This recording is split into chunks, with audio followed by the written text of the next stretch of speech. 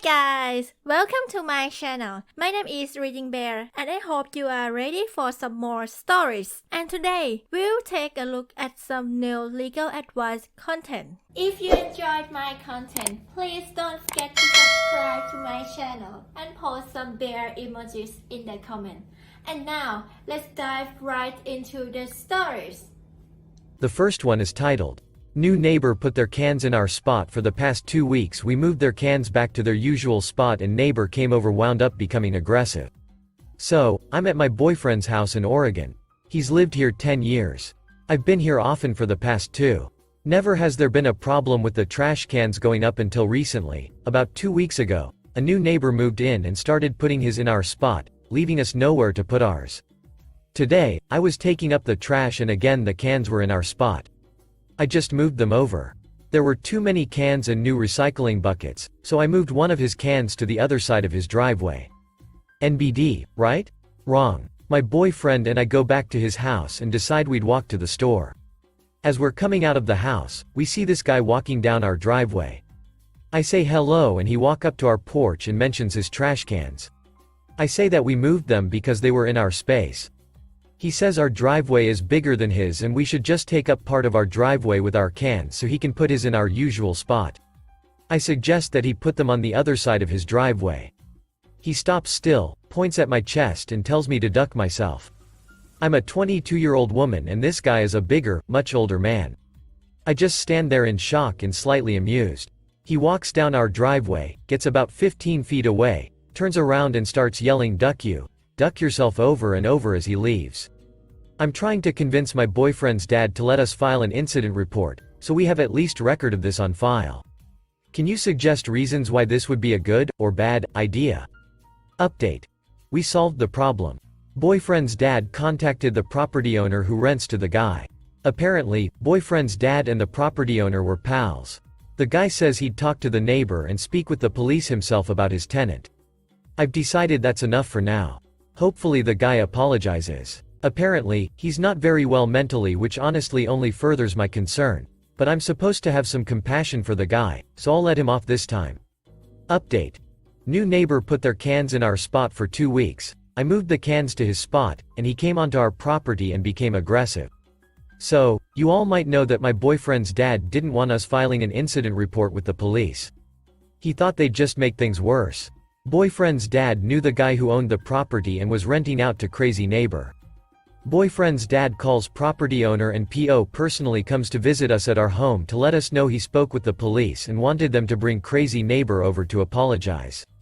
We didn't want that and said we only wanted to file a report so crazy neighbor wouldn't even be aware we'd filed the report.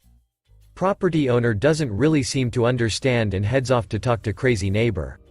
BF and I decide to walk to the police station, which is just down the road, and explain to them that we don't want them to make the guy apologize or bring him back onto our property. Crazy neighbor sees us walking and yells at us to join the conversation with him and the property owner.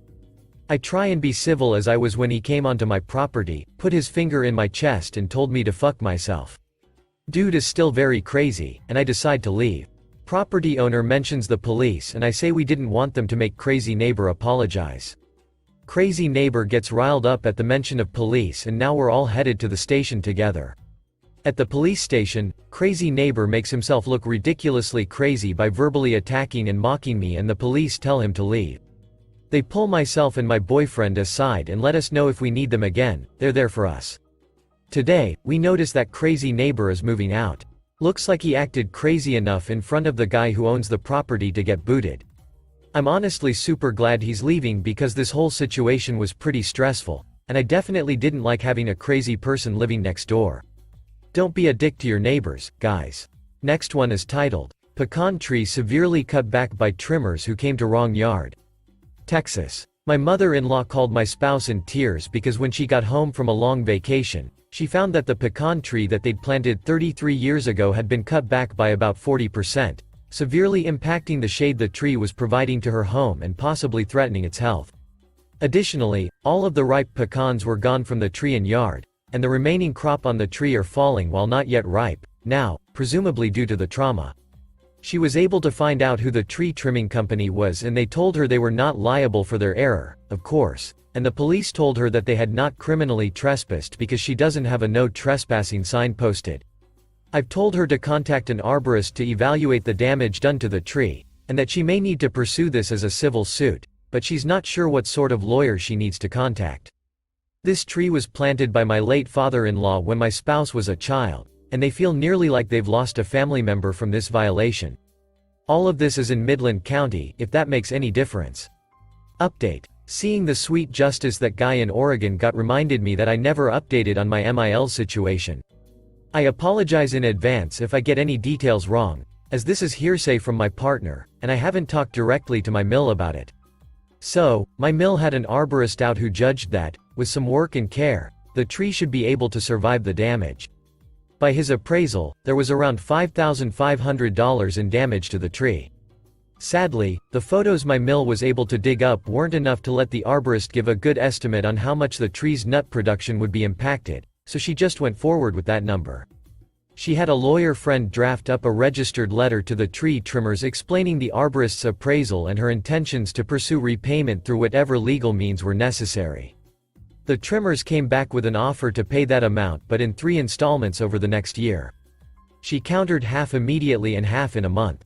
2 weeks later she gets contacted by the trimmer's insurance company and they send her a single check for the full amount. My mill is out some shade but got some green instead. Thanks, all, for your advice. The next one is titled, Tree Cutting Company Says That Electric Company Has an Easement I Have Never Heard About.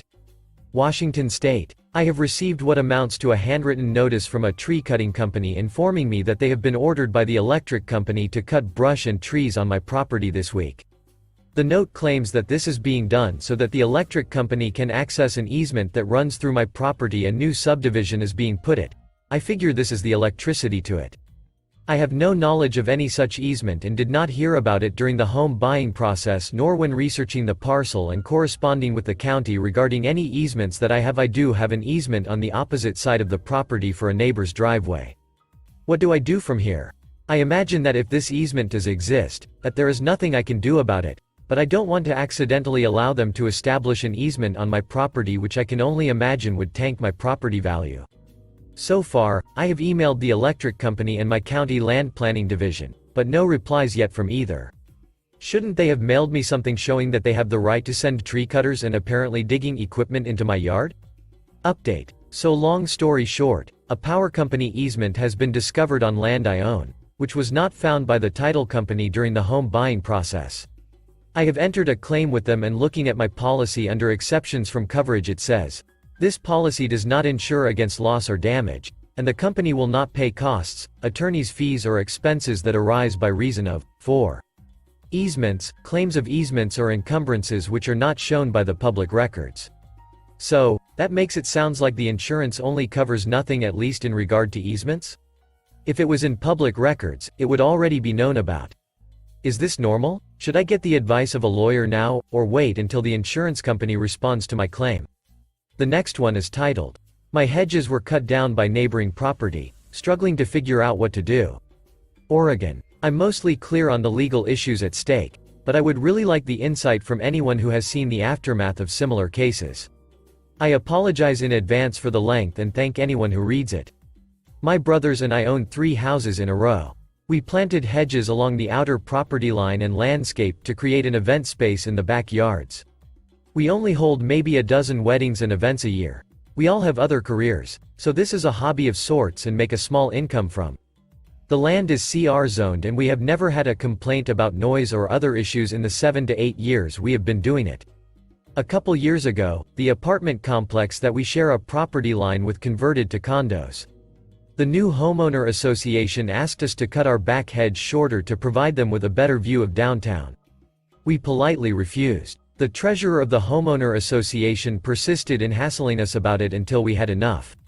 We had an attorney friend of mine recheck the zoning, codes, property lines, and send a certified letter telling them to stop contacting us, citing the codes showing we are doing nothing wrong.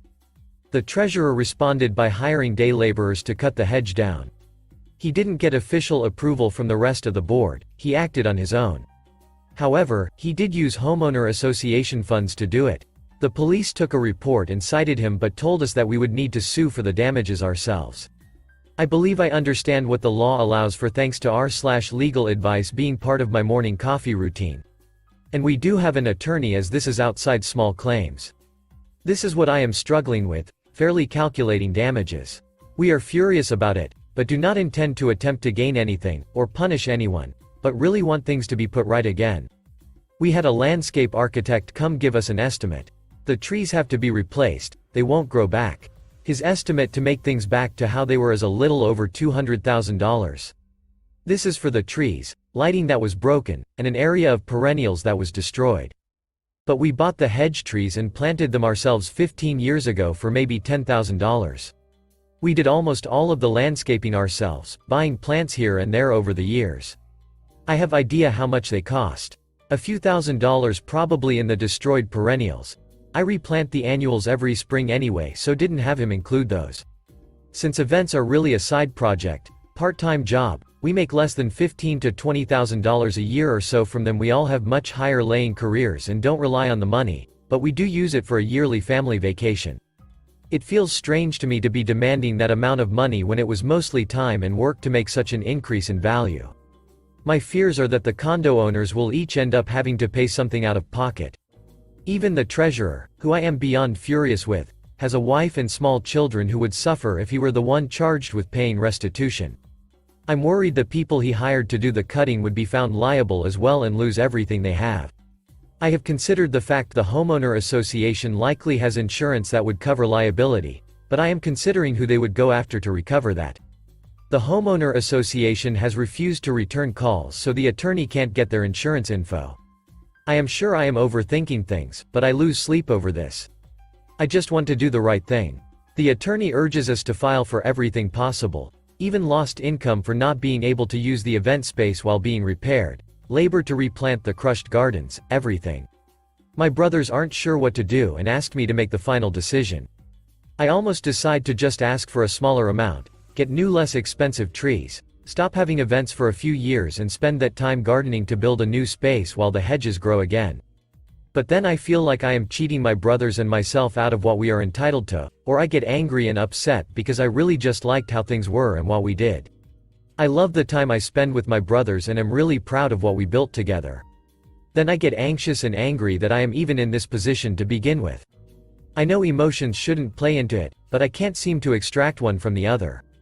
I really don't want to be an entitled bitch, but I don't want to be a chump by going too far to be sympathetic. Does anyone have any insight to offer as to the probable consequences for everyone else affected? Please tell me if I am being ridiculous in either direction. I have never felt more confused about anything. Again, thank you to anyone who takes the time to read this. I tried to be concise and will answer any questions you have. I appreciate any thoughts you might have. Update. I have limits on what I am allowed to say due to settlement, but I had my lawyer proofread this. So, it went very smoothly. Our litigator finally extracted the insurance information out of the homeowner association. They did indemnify the treasurer and my attorney believes that the insurance company knew how screwed they were. They had meeting minutes, etc., on top of the confession and criminal charges. Plus, yes, treble damage would have applied in this case. However, the litigator felt if it went to jury, they would be unlikely to award the entire amount. It was resolved via negotiation and never went to court, although a suit was filed. We dropped it when we reached a negotiation. They originally offered a number higher than the one I initially felt worried about asking, and we settled on one that we didn't feel like we were gaming the system for full amount possible. Our intent was never to do anything but get our hedge back. We absolutely have enough to have the hedge replaced. However, we cannot import mountain laurels at that height. We chose English laurels and new landscaping with seasonal flowers, including smaller mountain ones in the area where the wedding gazebo was. We were awarded money for lost business as well as the actual damage and repair based on what a jury would likely decide on. The landscape architect gave us an image of what it will look like and it's beautiful. We will not be operating as a business in 2015, but by 2016 should be perfect. Since the climate here means yard work can be done year-round, we used some of our own funds to start, and this summer, since we aren't operating, we are hosting a family reunion. Over a dozen cousins from back home already have ticket. We are immigrant citizens, and we are taking the vacation we usually take with our income from events. First event I wish I could hold is for everyone who helped and encouraged us. It was truly awful to be faced with losing what we had, and we were terrified not responsible people would be held liable. My post here and the advice made all the difference. The workers and homeowners were not involved, although I was told a flyer was passed out stating a large fine would be assessed on anyone who damages neighboring property. Someone, a relative of the treasurer apparently, was the one who actually hired the crew and why it wasn't questioned, and I don't know what happened with him legally, because this never did end up in civil court. I don't care to know as we weren't out for revenge. The treasurer pleaded to some stuff, but I don't care what, so I never checked. Oh. The wife and children live in the condo, but the now ex-treasurer does not. She brought me a nice little dogwood tree. I really never did blame her. My brothers and I are so happy. We are comfortable with the outcome and don't feel greedy or cheated. We are getting things back to what we wanted. It won't be the exact same, but it will be what we had. The exact tree species was not what we had. We had and have partially now, and soon completely again the area and the experiences and events we had there. That was what we lived and are so happy to get back. Thank you all who posted and encouraged us and tons of you who I got messages from since. I created this account for this as I am active in Reddit elsewhere and didn't want this in my history. I only logged in to update now and found a ton of notes as recent as last week. So please know what a difference you all made. We probably would have decided to ask for the original price of the hedges and labor costs. Your stories and help mattered more than I can describe. So, thank you all. It only took a few months. We signed the check today, then in a week we will pick it up, less attorney fees since they had to pay those, but they are sending check. We aren't suddenly crazy wealthy, but we are the happiest group of siblings you'll meet this year. I don't know what else to say.